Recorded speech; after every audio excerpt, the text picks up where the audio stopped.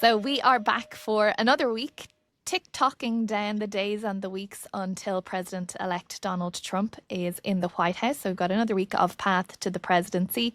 And it's great this week, Sumi. We are joined by our colleague, Kayla Epstein. Hi, Kayla. Hello. It's great to see you, Kayla. I feel like we haven't had as much opportunity to speak to you since the Trump trial, which is where you were covering obviously extensively there in New York with your cool New York background there, your skyline. Yes, it's been a really wild year. I mean, you think back at what's happened, and it's incredible. We've just packed this all into a few months. And you've got a lovely New York backdrop picture behind you there, Kayla. But Sumi, are you sitting on the floor? I was hoping no one would notice. Listen, all of our colleagues left and they took chairs and tables with them. And I had to rush to find a spot and I couldn't find an adequate chair and table setup. So everyone, excuse me, I am sitting on the floor, but I'm comfortable. I'm cross-legged here. It's good That's for my it. posture. So yes, Build I'm in on a the bit of floor. yoga while we chat. Exactly. Well, I think the missing chairs and tables are where I am because I'm in another corner of BBC Towers here in Washington DC, and I won't show you because I won't put that image on the world. But it's full of junk and bric-a-brac here beside me, Oh, you squashed have into my a tables and corner. chairs. Okay, Yes, understood. I but should have anyway, TV noted. magic. yeah, exactly. All joking aside, I mean, it's still so dramatic, isn't it? As President-elect Donald Trump is putting together his team for his administration come January. And I suppose we'll just put a timestamp on when we're taping this. It's Thursday, the 21st of November, just coming up to 1:30 Eastern time, because major news has just broken that Donald Trump's pick for Attorney General Matt Gaetz has taken himself out of the running. Yeah, it's pretty astonishing. And Kayla, I know that you have been following this, all of the twists and turns. And here in our BBC programs, we've been speaking to a number of members of Congress on both sides of the aisle, but in particular Republicans, about the House Ethics Committee investigation into Matt Gaetz and whether that investigation should be released to the Senate and what was in this investigation. And it was fascinating to watch members of the Ethics Committee trying to speak as carefully as possible without divulging the contents of that investigation, which obviously they're not allowed to do, but indicating that they thought it was absolutely critical for the contents of that investigation to get to the Senate so the Senate could then make a decision based on the information that they had. But it seems like at this point, Matt Gaetz, joined by the Vice President-elect J.D. Vance on the Hill, was having plenty of meetings with Republican senators. And the indication at this point is that perhaps he didn't have enough support and that there was bombshell information perhaps in the report. Again, we have to say over and over again, he denies any wrongdoing. And we also should say that there was a criminal investigation into these alleged acts and no charges were brought forward. And this ethics committee is a political investigation on the Hill. But I mean, he's out of the running now. Donald Trump has to go back to the drawing board, I guess, and nominate another attorney general. Yeah, he may have a list of possible candidates that he can turn back to, but I think we were all a little bit shocked in the newsroom when this news came through recently that Matt Gaetz was going to step aside because this is a figure who never stands down about anything. He has taken Trump's approach of just sort of, using stubbornness and will to, push himself forward, whether it's trying to get Kevin McCarthy ousted as the former Speaker of the House, whether it's, trying to jump his way to the front of the line to become the potential attorney general. I mean, Matt Gaetz is not somebody who we tend to see quit anything. And so to see him say publicly, I'm taking my name out of contention, was quite remarkable. Yeah, and let's not forget that he also, before we got to this point last week, he actually resigned his seat in the House of Representatives. So now where does that leave Matt Gaetz? I mean, the question has been floated of whether he could actually return to a seat because of the way that his resignation letter was worded. That's completely unclear. One of our colleagues had just mentioned the fact that there is now an open senator seat in the state of Florida because Senator Marco Rubio, of course, is the pick to be the Secretary of State. So Matt Gaetz could possibly be someone who Florida Governor Ron DeSantis thinks is a good fit for that seat. But not only is there a lot of uncertainty for Matt Gaetz, as you said, Kayla, and Caitríona, you said as well, it's going to be interesting to see what Donald Trump does with that position, because what they said is Matt Gaetz is the guy to go in and clean up the Department of Justice. That's the way they phrased it. Nothing about this situation is precedented. Like, Trump's pick of Matt Gaetz was pretty extraordinary. I mean, legal experts I've been talking to all week, people who know the Department of Justice well, used to work for it, said not only is this someone who has an ethics investigation hanging over his head, but also this is someone who just doesn't have the kind of experience, the deep legal background or the big government management experience you would see from the U.S. Attorney General.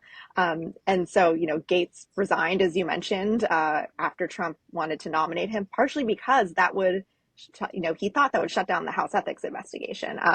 There are rules that people, weren't quite sure about whether or not the investigation could continue or whether or not a report could even be released once he'd left. And so, yes, it does leave him in this strange limbo after making all these maneuvers to put himself into a position to potentially become the next attorney general. He is now looking at an uncertain future, but I don't think this is going to be the last we ever hear of Matt Gaetz. And it's really interesting to me, the first reaction we've had from Donald Trump to this. He posted on Truth Social and he said, he greatly appreciated the efforts of Matt Gaetz. He was doing very well, but at the same time, he didn't want to be a distraction for the administration, for which he has much respect.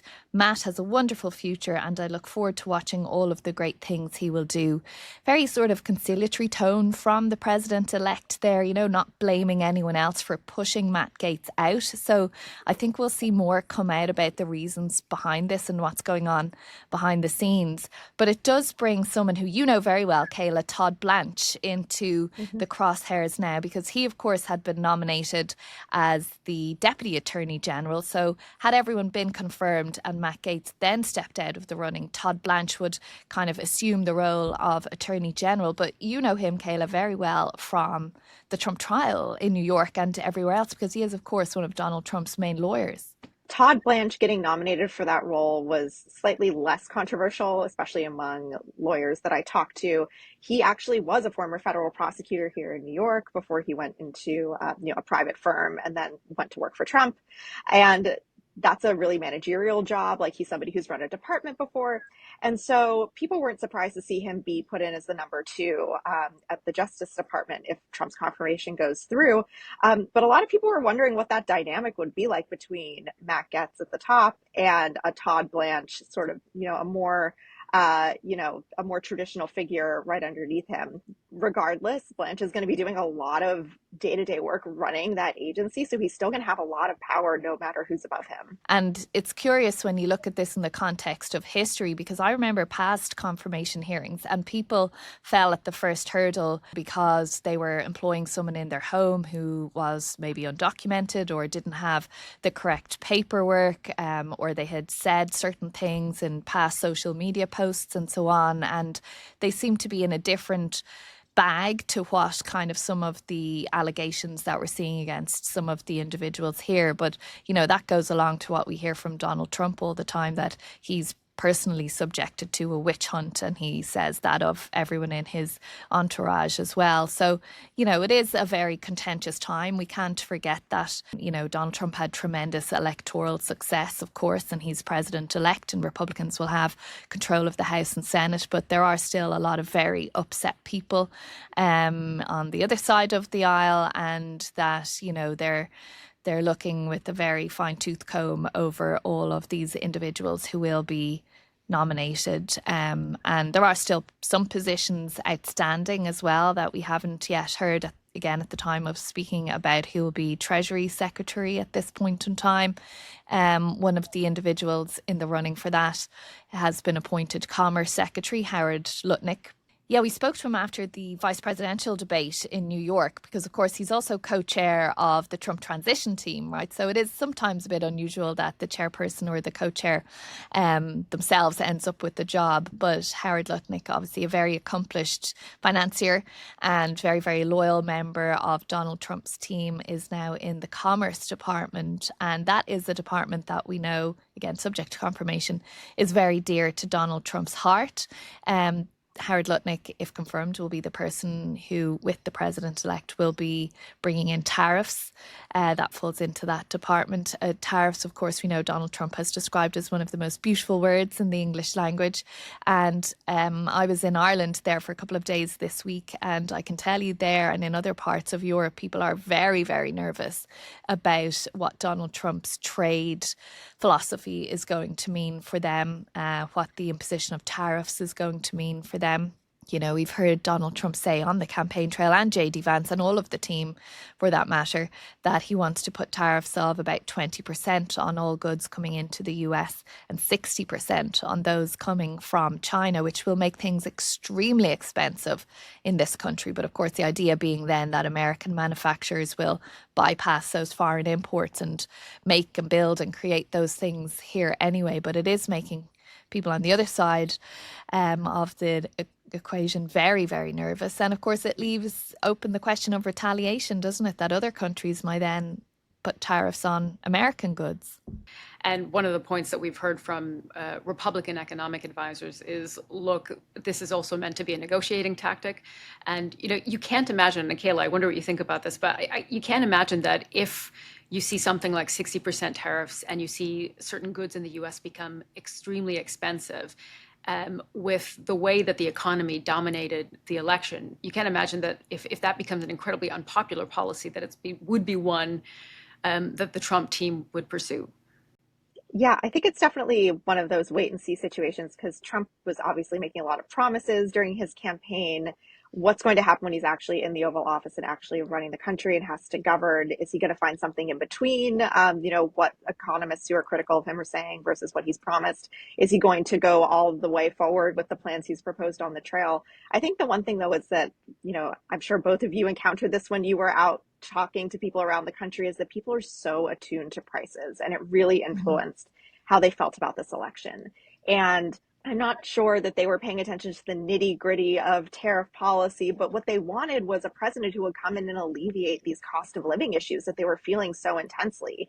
And they're looking to Trump to do anything to fix that if he doesn't exactly match what he said he was going to do on the campaign trail, but they feel that their pocketbooks are a little bit less light than they were over the last couple of years, then they might give him a pass. But if, yes, like you said, like prices keep going up, any results of increased tariffs wind up getting passed on to US consumers and they start to feel it, then we might get some angst among the electorate, but we really have to wait and see what happens.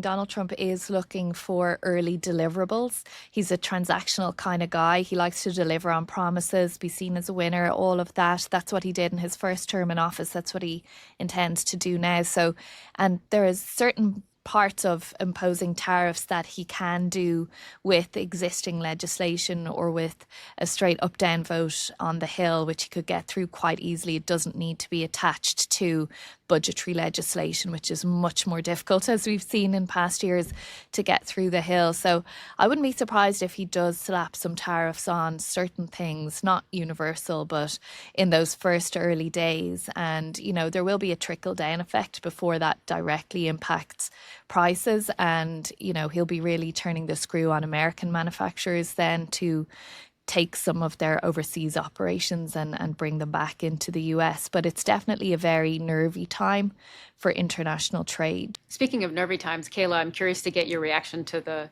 hush money case proceedings that we saw this week with the announcement that the prosecutors essentially are saying that they would be delaying possibly, or at least that was one of the avenues that they're pursuing, that they would delay, put this case on hold now until possibly 4 years from now when Donald Trump completes his term. I mean, what did you make of what prosecutors said in this case? I mean, help us understand this, because it felt like they were, in a way, themselves trying to understand what leeway they have with Donald Trump about to enter office again. Yes, this is definitely a very suspenseful time when it comes to the Trump hush money trial, because basically, to rewind a little bit, what Trump's lawyers have asked for is for Justice Juan Merchan, who oversaw the case, to throw out the conviction that occurred earlier this year because they argue that it would interfere with Donald Trump's ability to do his job as president. And they also are arguing that because of the US Supreme Court ruling about presidential immunity, which came out after Trump was convicted, that Trump's conviction should not stand. And so prosecutors are trying to find a way to preserve their conviction while also acknowledging the really extraordinary circumstances and unprecedented circumstances that we find ourselves in. Trump is supposed to be sentenced next Tuesday as of right now, but he's also putting together his cabinet. He's preparing to go to the White House. How does that even work? And so what the prosecution did was they filed a brief earlier this week, and they said, we plan to oppose any effort to throw out this conviction, but a few paragraphs down, they slipped in, the judge should consider other options, which could include delaying this until after he leaves office. And what lawyers and former prosecutors I spoke to believe is that that's what they were actually kind of asking for, because they see that as the likeliest scenario. They see it as an opportunity to sort of keep their conviction, but avoid the really thorny constitutional problems that might get a judge to think maybe I should throw out this conviction. Now, Justice Merchan can do whatever he wants. He could say no to both parties and say, we're doing this on Tuesday. But he's gone rather quiet. And so we don't really know what he's thinking. There's no way to know what he's thinking. There's no way to know what he's going to do. But we are waiting for the judge to rule on whether or not the conviction should get thrown out and whether there should be a sentencing at all next week. And Kayla, is there anyone ever, anywhere, who thinks that the president-elect may be given a custodial jail sentence? I don't think anyone believes that could happen at this point for practical reasons, but also as well as the nature of who Trump is. You know, he's in his late 70s. He's never been convicted of a crime before. You know, even before he was elected, legal experts, former judges I talked to said they really wouldn't expect for somebody who was convicted on their first offense to these kinds of charges would probably see jail. And now it's become, I mean, no one knows how that could work if it were to happen. You know, he's surrounded by Secret Service, getting the maximum level of security. He's about to be sworn into the Oval Office.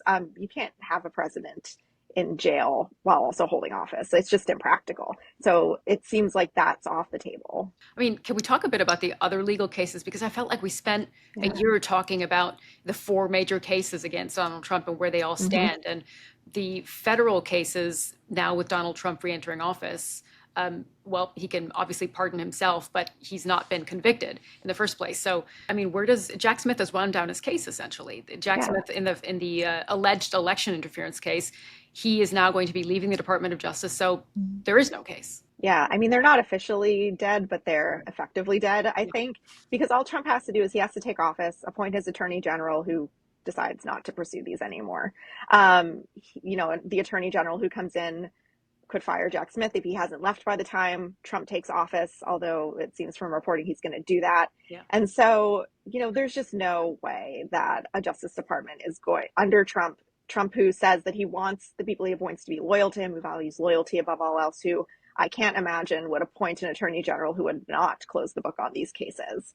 So it's very hard to imagine these going anywhere over the next 4 years. Is there a sense that whoever Donald Trump's attorney general will be, of course we don't know now at the time of talking, that they may pursue cases against other individuals in relation to the 2020 election? Because as we know, there are many within the Trump world who still think that that election was not legitimate and was stolen and so on. Of course, there's absolutely no evidence for any of that. But is there any sense that this may not be the end of the legal wranglings of that election?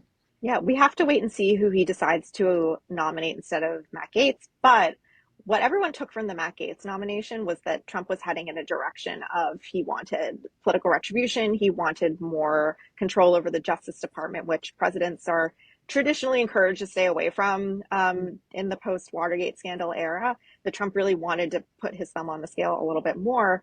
Now he could try and nominate someone in the Matt Gaetz mold who doesn't come with as much baggage, but would have a similar view of the Department of Justice. Or maybe he's going to do something else and appoint a different person, but we're really going to have to wait and see. And just going back to the sentencing that's outstanding as we're speaking now, if that date on Tuesday holds and nothing happens between now and then, does President-elect Trump have to appear in court in New York next Tuesday?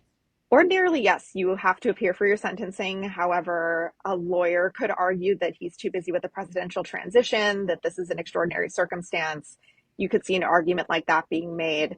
I think, though, the more I talk to lawyers, the more I talk to prosecutors, the more they say that they feel like it's becoming unlikely that a sentencing happens on Tuesday for another reason we didn't get into because it's kind of nerdy, but like there's a whole schedule and process that has to play out when lawyers are filing briefs back and forth to argue their points. And like the prosecutor said that they want another deadline set in early December. And then Trump's team said, no, we want to file our brief in late December. So even if Justice Merchan is like, all right, I'm going to continue to hear you guys fight over this, like that pushes the date back. And so it's running out the clock to Inauguration Day. So I think people are thinking it's less and less likely that we're going to see Trump in court on Tuesday.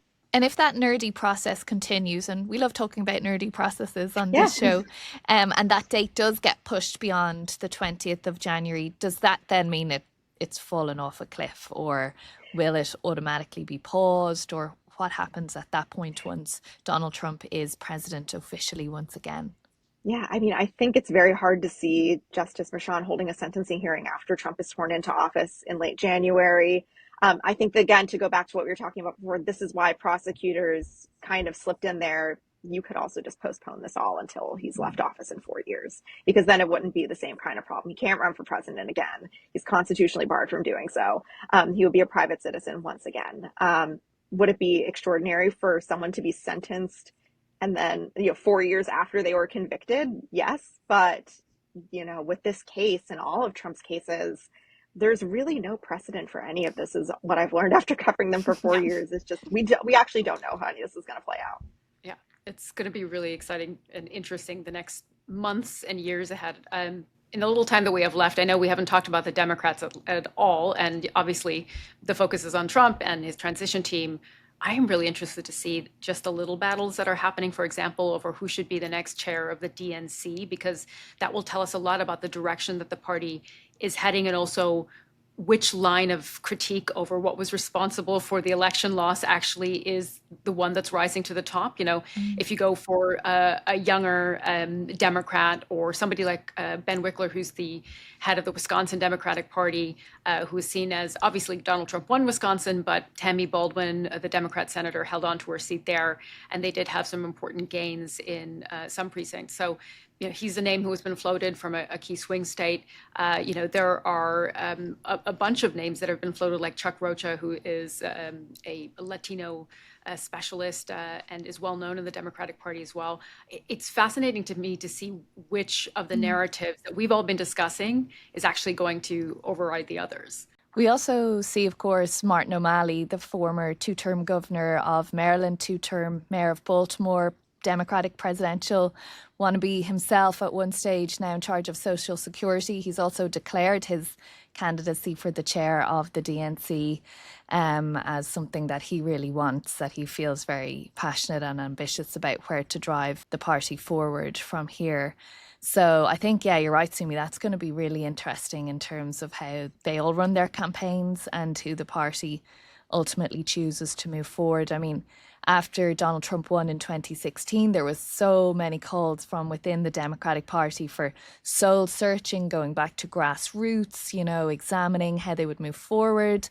And they ended up running with Joe Biden in 2020. And as we know what happened this year, sticking with Joe Biden until just a couple of months ago. And we saw how that played out. So, they're talking all the same talk again about the soul searching and the need to go back to the grassroots. But I mean, you kind of think at this point they have to, really. Losses are always a moment of introspection for the political party that doesn't win.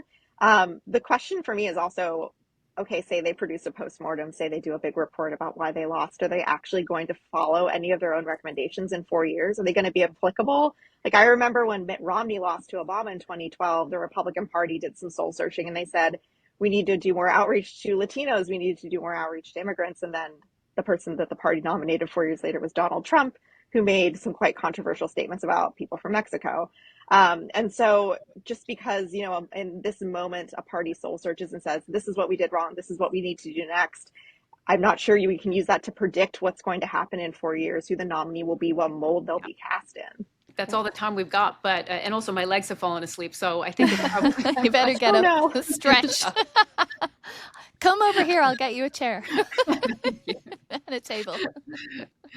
Well, it was great to talk to you both, Kayla and yeah. This was great. What a wild week. And more to come, I suspect. Yep. Yes. All righty. Thank you. Bye, guys. Bye.